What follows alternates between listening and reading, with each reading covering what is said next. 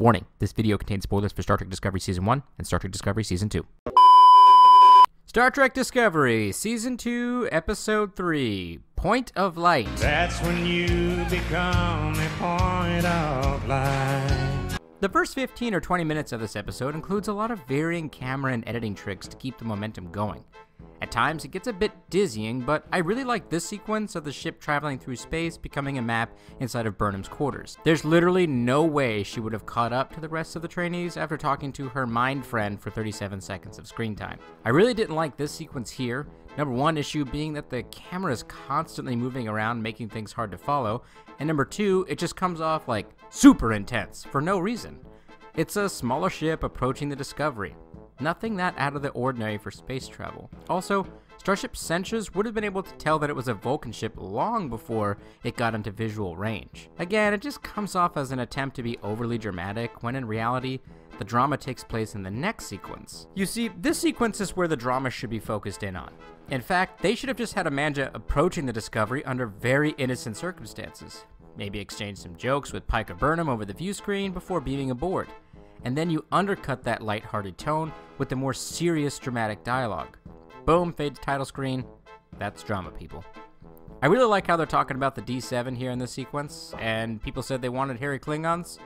This is what you get. The throne room sequences overall, though, are pretty good, and I really enjoy the sets on Kronos. I think they're really well done. In fact, I just wish they were properly lit so we could actually see what else is going on set. The Klingons overall, though, still feel strange to me. However, I'm starting to think that that's because previous versions of the Klingons were basically just an actor and some makeup, but they still felt overall human. While here on Discovery, they're trying to take things up a little bit further. It's not a bad thing, but it still feels weird. I really liked how Pike went about trying to find out what's going on with Spock, and then committed to the course of action to break the rules and protect him.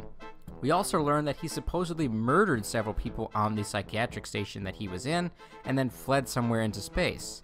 Not sure if this is going to be a misdirection, or if that he actually did kill those people with the Red Woman influencing him. So also, apparently Spock has been seeing this Red Woman since he was just a kid on Vulcan.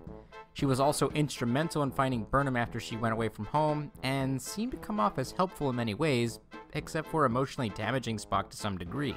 Literally everyone saw a child of Vok and L'Rell coming, so this was a worse twist than Mira Lorca. I really like how they cut these two scenes together, and the conversation between Burnham and Ash was a good touching moment. I thought it was well done.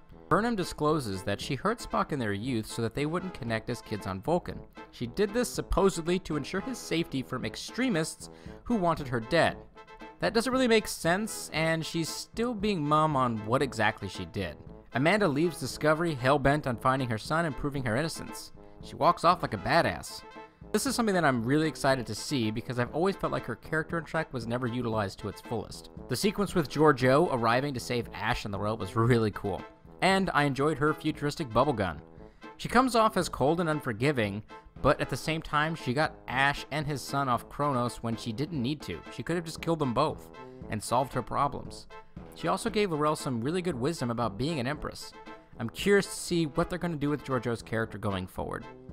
Other things to note, Tilly finally breaks down and tells people what's going on with her. Stamets uses the power of math to pull the spore parasite out of her and capture it in engineering. Still not sure what the story arc is here yet, but more to follow there. This fight sequence was really well done. The choreography was a bit clunky, but the sets, music, props, and lighting were really amazing to me. I know that there's going to be some people out there that are going to be upset that Section 31 has a starship, but I mean, how else would they get around? Also, I doubt an agency like them would use a stationary base of operations. It makes sense to me, but I understand why some folks are upset about that. No more interaction with the Red Burst this episode, or with the Red Woman. No Commander Reno again. Is she even on this show anymore? And this episode featured less Pike than the previous two, which I really don't like. Overall, this episode wasn't bad, but it didn't really wow me either. I'm still looking forward to the rest of the season.